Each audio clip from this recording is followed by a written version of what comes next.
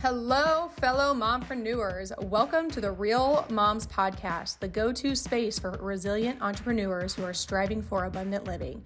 I'm your host, Shae Spitz, a mompreneur and a realtor here in Columbus, Nebraska. Are you a mom juggling the hustle of entrepreneurship, family life, and personal growth? Well, you're in the right place. On this podcast, we dive deep into the real, unfiltered stories of incredible women who are navigating the journey of mompreneurship. We'll celebrate the victories, share practical insights, and acknowledge that it's okay to face challenges along the way. Success isn't about the destination. It's about the journey and the growth we experience as we balance our careers and the chaos of family life. Whether you're a seasoned mompreneur or just starting on this exciting path, join me and our amazing guests as we explore what it truly means to be a resilient entrepreneur striving for abundant living. Get ready for real, raw, and remarkable conversations that will inspire and uplift you. Because here at the Real Moms Podcast, we believe in the power of community, authenticity, and the strength that comes from embracing the journey together. So grab your coffee, find a cozy spot, and let's dive into the world of mompreneurship. This is the Real Moms Podcast, where we celebrate the hustle, honor the struggle, and thrive as resilient entrepreneurs living abundantly. Welcome to another episode of Real Moms, where resilient entrepreneurs create abundant lives for themselves and their families. Before we jump into today's conversation, I'd love your support. If you're inspired by what you hear today, hit subscribe, leave us a 5-star review, and share this episode with another mom who's building her business and her dreams. Your reviews and shares help spread the message that moms can truly have both success in business and abundance at home. So let's dive in. I like to start every podcast off with a motivational quote, and today's quote is one that really speaks to courage and growth. So 20 years from now, you will be more disappointed by the things you didn't do than the things you did. So throw off the bowlines, sail away from safe harbor, catch the trade winds in your sails, and that's by Mark Twain. Today's guest is someone who truly embodies what this podcast is about. Creating freedom, fulfillment, and alignment with both business and life. Erin Bradley is a dynamic speaker, best-selling author, and host of the Pursuing Freedom podcast with nearly 2 decades in real estate and entrepreneurship. She's walked through the ups and downs, from burnout and financial struggles to building a business that supports her dream lifestyle. Today, Erin empowers others to design their business intentionally, helping them find joy, balance, and authenticity along the way. So welcome, Erin, to the Real Moms Podcast. Oh my gosh, Shae, I was freaking out because that's literally my absolute number one favorite quote of all times. I love Is it really? Yes. So you started saying you provided it, Erin. You provided it. I read it. It's so great. Oh, I provided it? Yeah, you provided it. Okay. You provided it. I was reading what my guests, their favorite quote. So that's what I was reading. That is hilarious. I was thinking like, wow, what are the chances, the synchronicity? Okay. That is so funny. Yeah, no, you provided it. So I had actually never heard of it. I've heard of it along those lines, but not the way it said it. The other one, okay, never mind. Yeah, that was it. So that's interesting. But obviously I was on your podcast not too long ago, and we were obviously just talking off air about the importance of building that relationship with other entrepreneur women. And you've had similar situations arise here recently. So I think the timing of this podcast is perfect. And you work with a lot of entrepreneur women, right? Yes. Nowadays, coaching and podcasting and speaking on stages is my full-time career. But for a long time, it was juggling all the things as a solopreneur initially in the mortgage space. And it's a roller coaster of a story, but it's led me to be living my purpose, which I'm just obsessed with helping women stop making excuses and making decisions that are based on outdated fears and stories, because so many of us are doing great externally and it looks like everything's going great and successful, but behind the curtain, when we get into conversation, real vulnerable conversations, we can all admit to the feelings of exhaustion and overwhelm and just running on fumes. And most of the time, what's motivating us to power through, because we're so good at it, we're incredible warriors as women, and our capacity to give from an empty well is unmatched. And what's interesting is that it's often because we've created these stories that are so outdated that if we don't keep powering through, if we slow down for even a second, we're going to let somebody down. And I think that we are primally servant hearted, like primally we are caregivers. And so we've not often slowed down enough to evaluate if we're really operating at peak performance when we're running on fumes. And it's all motivated by the fear of dropping the ball, letting someone down. And so it just becomes this vicious cycle where exhaustion is our badge of honor. And I know deep in my soul from my own experience and those women I've supported that we actually are doing our clients a disservice when we're running like this. It's an illusion. Yeah.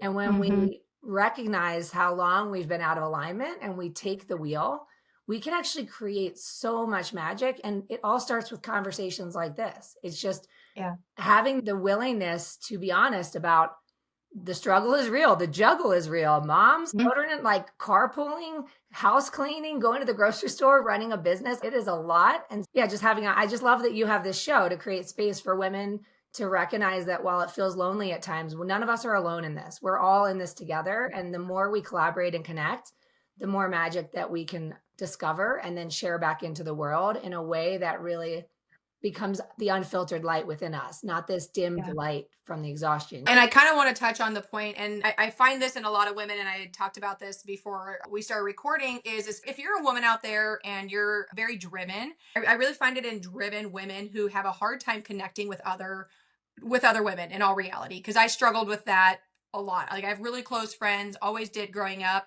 but I was able to connect with men so much easier than women. And I was having a conversation with another mompreneur yesterday, and she coached the group of women of mine, and she even made the comment. She said the last 2 to 3 months, so we've been coaching with her for about 2 months. Yesterday was our last one.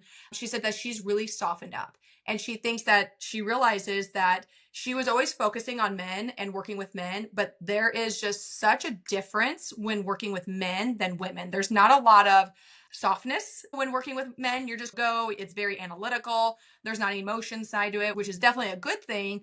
But as a woman, we also need the softer side of things. Like we're so driven that we need to have that safe space where we can be vulnerable, where we can have our feminine energy and be able to release that. And she did say, I'm really gearing more towards collaborating with women. And I think when you find the other women who have the same mentality and same mindset, same drive as you can really start to, rather than seeing them as a threat or competition, you can befriend them. You can see them as an alliance where you can work together and collaborate and really just take over. Because there's a lot of badass women out there. And the more you meet, you're like, damn, like women are awesome. Like they are awesome. They can do so much in one time. It's crazy. Yeah. So I have a little story about this journey of being the only woman in the room, because I grew up as a tomboy. I'm the youngest of 5 kids. My older brother and me palled around all the time as little kids. And I was the only girl on the boys' soccer team, things like that. So like you, I was always very comfortable being the only girl in the room. And then when I fell into the mortgage space back in 2006, I always had this desire of having the freedom and flexibility to be able to travel, to work from anywhere. And I imagined that I would have kids someday. At the time, I was dating my husband, but we weren't married yet. And I just imagined I'd like a career that would be flexible. And so I took the leap in '07 and went 100% commission and promptly fell flat on my face. Okay. I had no financial safety net. I had no confidence when it came to traditional sales. I hated feeling salesy. So within a year of being 100% commission, I maxed out on all my credit cards. I got a referral for a client. I had to ride my bike 5 miles across town and in the middle of summer. So I had to figure out like, what can I wear to ride a bike and look professional and not be super sweaty when the client gets there. So I got there early to let the sweat dry off. And the client unfortunately got there early too. And he introduced himself to me at the counter as my credit card was being declined for a $2 cup of coffee. The card that I thought would work, by the way. Okay. So it's the summer of 2008, perfect timing in the real estate space. And I'm at financial rock bottom. So I asked my dad for advice and he's, listen, just do whatever it takes. And so I opened another credit card, hired my first coach. A lot of people think they need to wait until they can afford a coach. I couldn't afford not to. I was desperate. And I said, tell me what to do and I'll do it. And for the next couple of years, I followed the plan. I fit the mold. Yeah. And this is the key, is that there is no mold. There is no mold. You know what makes you so incredible and magnetic and the reason people want to work with you? It's your heart. It's not the strategy, it's the heart. They love you, they trust you, they refer you. It's not the job title, it's you, your reputation and the way you make people feel. So what I realized during the next several years of fitting the mold and following the plan and checking the boxes, making the calls, writing the notes, seeing the people to get the leads, to get the deals, is that it all felt like a grind. It all felt heavy and inauthentic because I was activating, taking action, crossing the T's, dotting the I's from a place of scarcity. I have a void, I need to fill it. And the trainer says, do this activity to solve your problem. So it was very me centric until I read The Go Giver in 2011. Have you read that, Shae? Go Giver? Yeah. No, I have not. It's a book that changed my life, and it resulted in me having this massive wake-up call, because what I realized is that for all those years, I was sitting at the big mahogany desk in the female suit, like completely out of alignment with who I am as a person, but doing what I was supposed to do to solve my problem. So essentially, action was the Band-Aid to my fear. Action was the Band-Aid to my emotions. And no matter how many deals I closed, I was paying my bills, but something wasn't quite right. I kept thinking, like, I would say to my husband, I don't even know if I'm cut out for this. And so 2011 rolls around. I read The Go Giver, and I recognize that everything I had been doing, following the sales trainer's strategies, was about being a go-getter. I was doing the things to get the leads, to get the money to solve my problem, and it felt inauthentic. So from a go-giver perspective, I thought, let me develop a strategy where I'm actually giving value, even when my clients don't need my services. And it involved spotlighting other service providers that could be a resource to my clients when they're not using me. That kept me engaged, and it ultimately resulted in the business exploding. So my business went from, in 2011, averaging like 30 transactions a year for 3 years to doing nearly 80 in 2012. The problem is I was pregnant with my second child. I had never expected this level of success. I definitely never planned for it. And at first, I was super grateful. The money was great. I was feeling so lucky and blessed. And also, I was feeling like I was having fun because I was being authentic as a go-giver.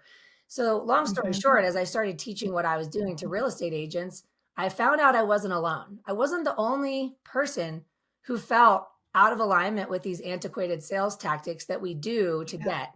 And as I started to see more people getting results, the business grew more. So what ended up happening is I found myself just drowning, barely surviving my own success, and starting to second guess everything. And I went to a work holiday dinner at the end of the year. My daughter was born in November. And if I closed out that year, for any real estate professionals that follow, 20 million in volume, there were women at the office that were ahead of me in the game. They were doing 30 million in volume, and their kids were a little older. And I looked at them at that dinner and I said, how are you doing this? Because I'm drowning over here, and frankly, I'm miserable. And then they admitted that after their kids go to bed at 8 o'clock, they work until 10, 11, 12 o'clock at night. And it was this moment, Shae, where the concept of the book and the podcast and everything, Pursuing Freedom, was born. Because here I was in a different form of rock bottom. Like financial rock bottom in 2008 sucked. And now I'm making more money than I ever anticipated, and I'm miserable. And the women I'm admiring are now admitting that they literally are tethered to their phones 24/7 from the moment they wake up, and barely keeping their eyes open and still doing documents on files. So I nearly quit the business. I called an old manager in 2013 and said, I don't think I can do this. And he said, don't quit. You didn't work this hard to build something. You just need support. And so I invested in coaches to learn how to scale the business. And then I started teaching others what I was doing, because what I found is on the other side of these scary decisions, like hiring some help, having better systems, acknowledging the fact that some of the things I'm doing, I can train somebody to do for $25 an hour. Over the next decade, as things evolved, I scaled my business with some of my favorite people, hiring my nanny, my best friend, my neighbor. And as the business continued to grow and I continued to fire myself, I got to a place where I became more and more unapologetic. And by 2020, we did a 6-month RV road trip and homeschooled our kids. And I was working maybe 25 hours a week in the business, but the business was doing triple the volume of what it was when I was burning out. And I'm just obsessed with this, because what I learned in that dinner in 2012 is that all these women And we all do it. Right. We lead with our achievements. We put on the game face. We act like we are fine, and we are giving from an empty well.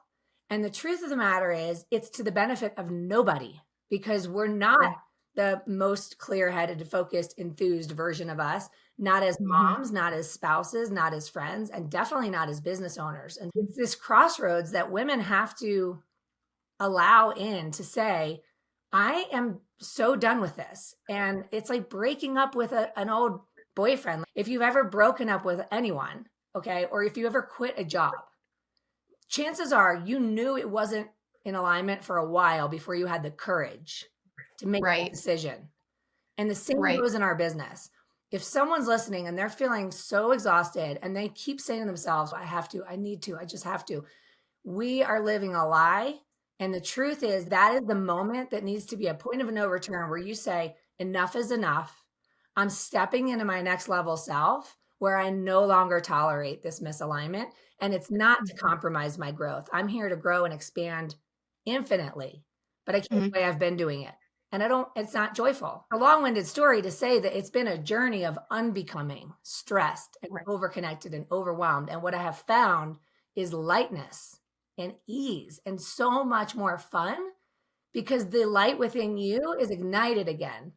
I see that happen with others, to be able to hold space for somebody to recognize their light has been extinguished for a while, and to help them get access to that dimmer switch to turn it on again, unapologetically, unfiltered light. You become a magnet. You're unstoppable.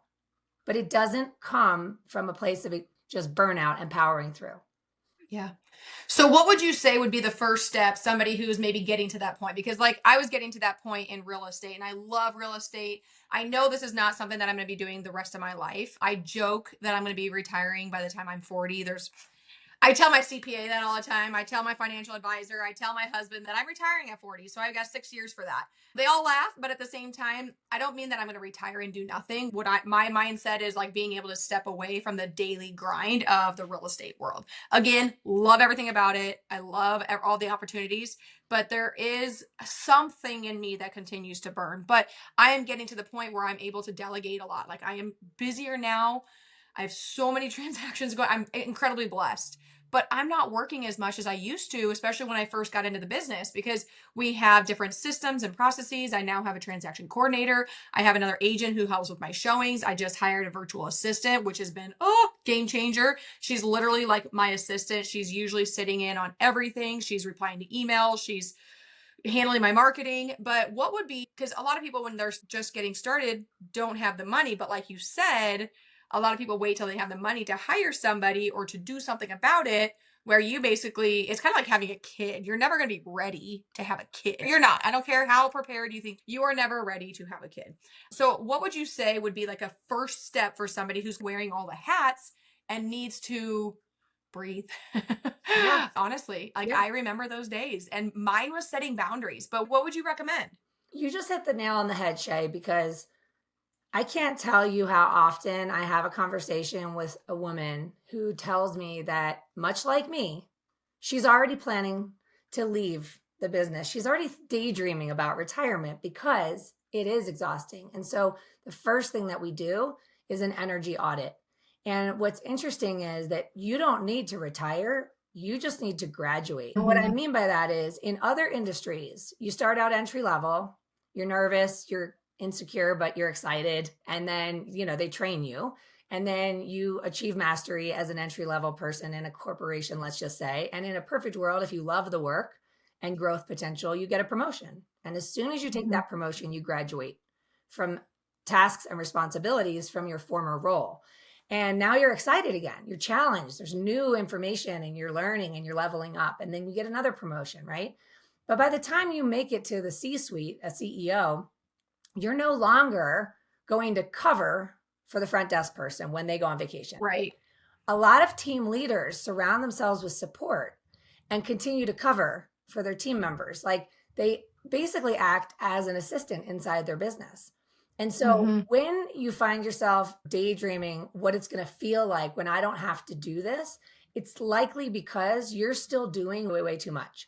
And Mhm. I was around the exact same age when my coach looked at me through the Zoom screen, which was GoToMeeting at the time.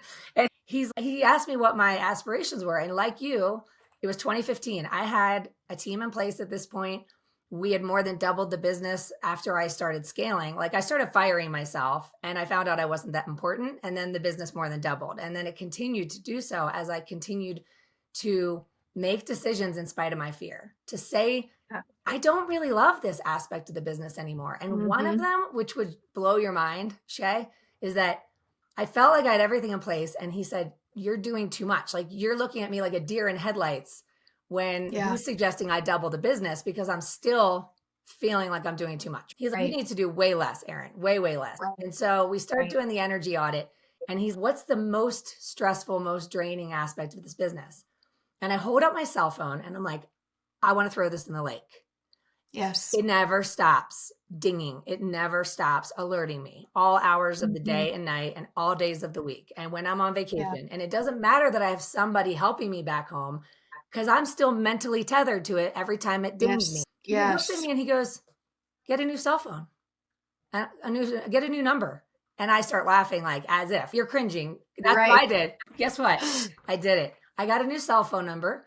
I reached out to all of my referral partners, my clients, everyone, and I announced that I have a new personal line. Okay. And the old number is still great for work, but I got a Right. phone system called RingCentral. And I ported the old cell phone number that was tethered to me for 15 years at this point in the business. Yeah. Yeah. I ported the number to RingCentral. And so when that number rang or text messages came through, there was somebody on my team answering that call, which actually ended up surprisingly leveling up our quality of service because the phone got answered 100% of the time. With Right. RingCentral, let's say someone calls my old cell phone number and they're an Yep. old client of mine and it rings through and someone says, hi, this is so-and-so speaking with ABC Company. How can I help you? And they're like, oh, I was looking for Erin. Oh, you're working with so-and-so. You know what? Erin's tied up in a meeting right now, but if you're working with that person that referred you to us, then you're basically VIP. So let's get the ball rolling. Tell me a little bit more about what's going on. And she was trained to do the intake and it became Yeah. seamless. They never Yeah. batted an eye. They got customer service. They got their needs met. And the person handling that phone call is wonderful because I hired Right. people based on their values, their heart and soul, not Right. skills are trainable, Shae. Like you and Yeah. I always say to everyone, if you and I could figure out how to put together a perfect transaction, chances are somebody else can, because the only Mhm. reason we became excellent is because of how much we care about Yeah. not letting our clients down. Our Yes. care for their approval and their like choosing us and liking us and referring us Yes. drives Yep. us to be excellent.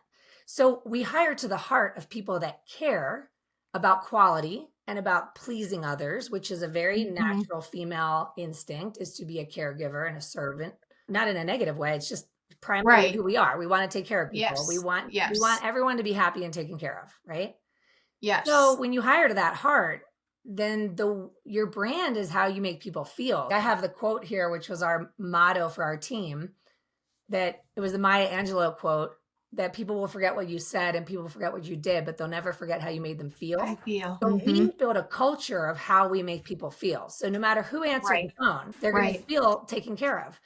All this to Yes. say is that with RingCentral, what's super cool is, let's say it rang through to a team member and she didn't answer.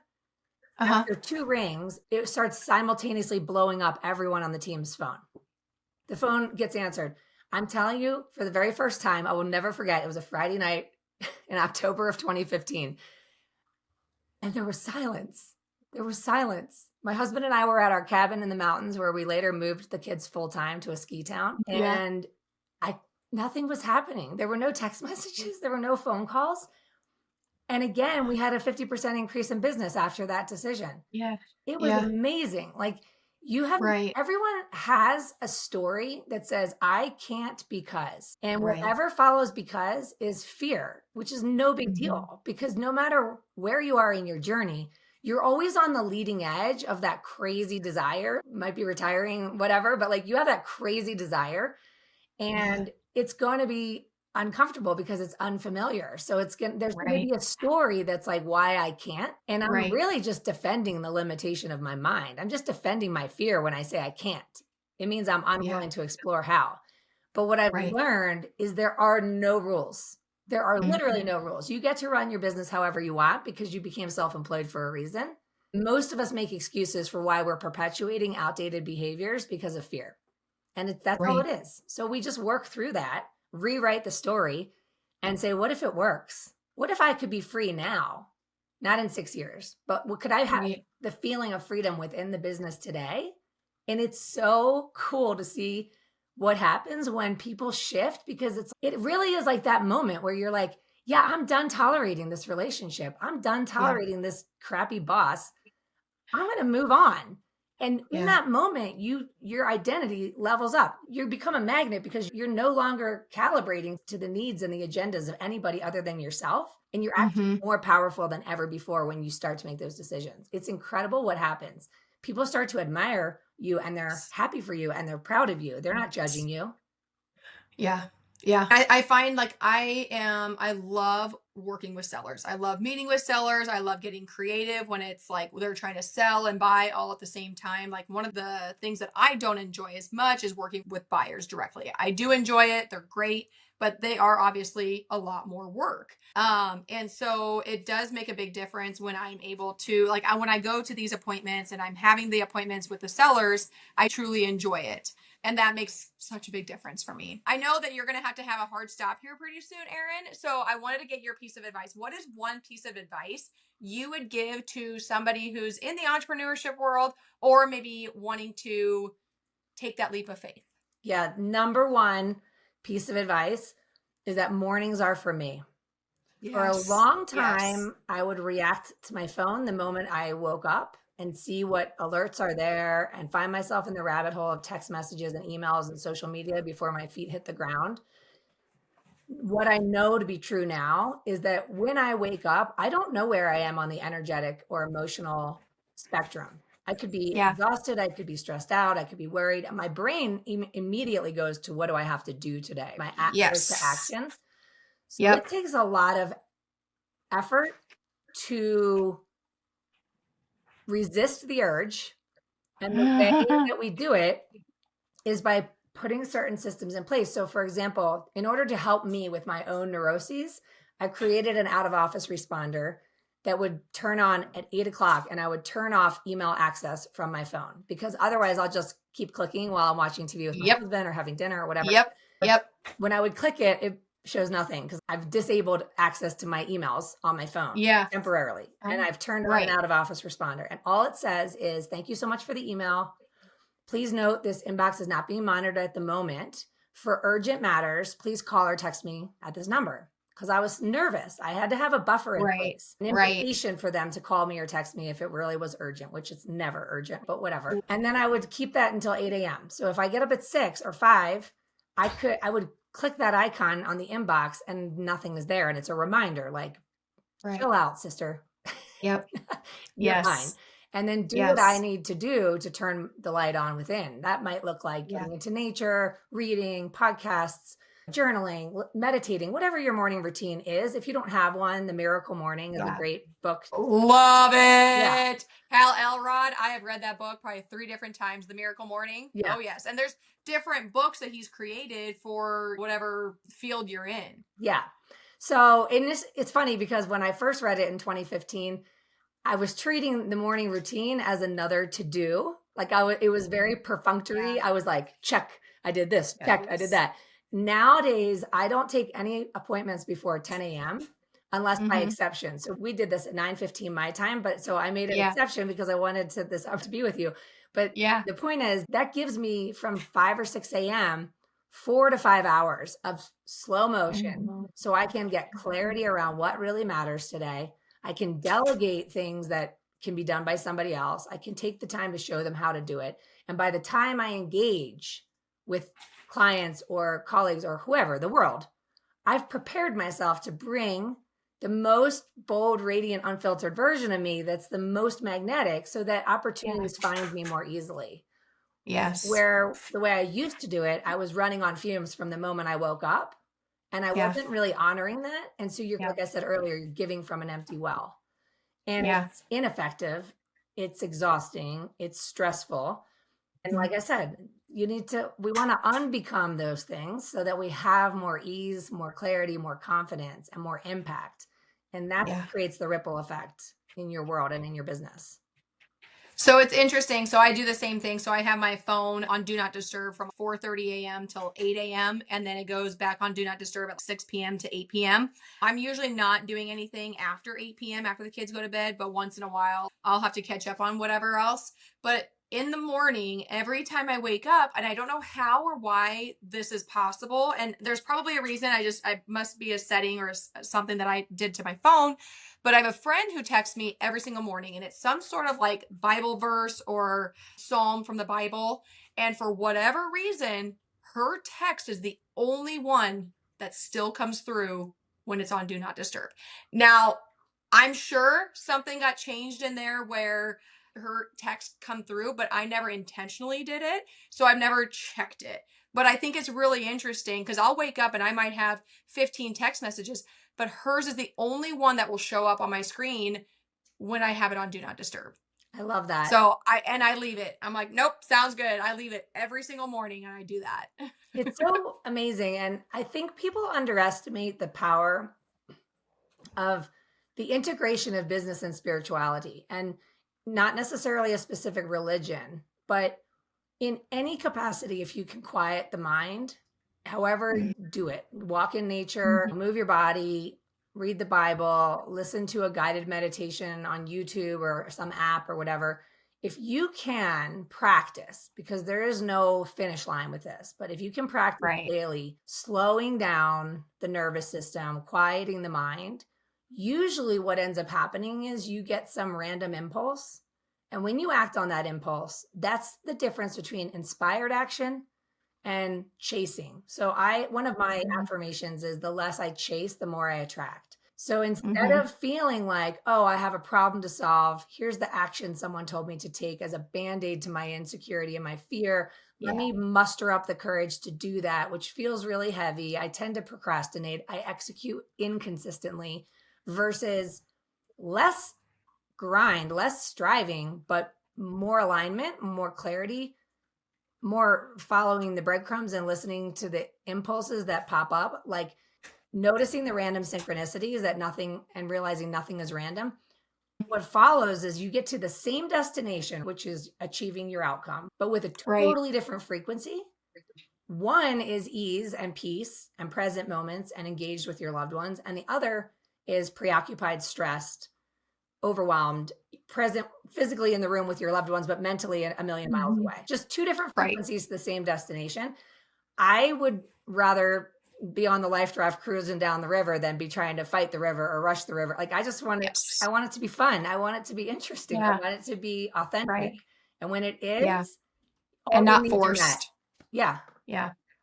Very much, very much. Erin, where can somebody go if they're looking to get some coaching from you or maybe follow you on social media? How can they do that? Yeah. So if you connect with me on Instagram at Pursuing Freedom Official, I love hearing from you, not from a perspective of trying to sell something, but from a perspective of connecting. I'm so passionate about connecting and collaborating and supporting fellow women in the business entrepreneurship space. It's me answering DMs. So connect with me there. You can check things out on pursuingfreedom.com. That Pursuing Freedom is the name of my podcast. There's so much good content there because of guests like you that come and share your stories and your wisdom. And yeah, I just love hearing from people. So if there was a takeaway, send a message to Shae. If you liked this episode, share it with a friend. Leave a review for Shae because we put these podcasts out and we're always begging for the reviews, right? Because they help the content get found and help us attract great guests. They do. Yeah. So just pay it forward and let the ripple effect continue out there in the world, supporting women. Yes. Thank you so much, Erin, for joining us today because your story, your energy, and your passion for helping others live in alignment are truly inspiring. So to our listeners, remember you are resilient, you are capable, and you are made for an abundant life. Never hesitate to reach out. We're here to help however we can. Until next time, keep going and you've got this.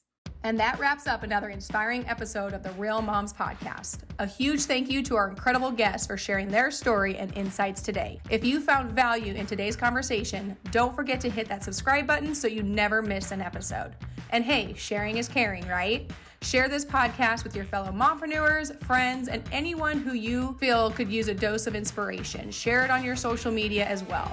But most importantly, if you found this episode helpful, please leave me a 5-star review. This helps get our information out to those who have never heard or seen us before. Are you feeling inspired and you're sure that you could add some value to the podcast? Shoot me a message and let's talk. We love hearing from you. So connect with us on social media. Tag me at Shae J Spitz, that's ShaeJSpitz, and share your thoughts and takeaways, or even suggest topics you'd like to have us explore more in the future episodes. Remember, you're not alone on this journey. Your resilience is your strength, and your pursuit of abundant living is truly remarkable.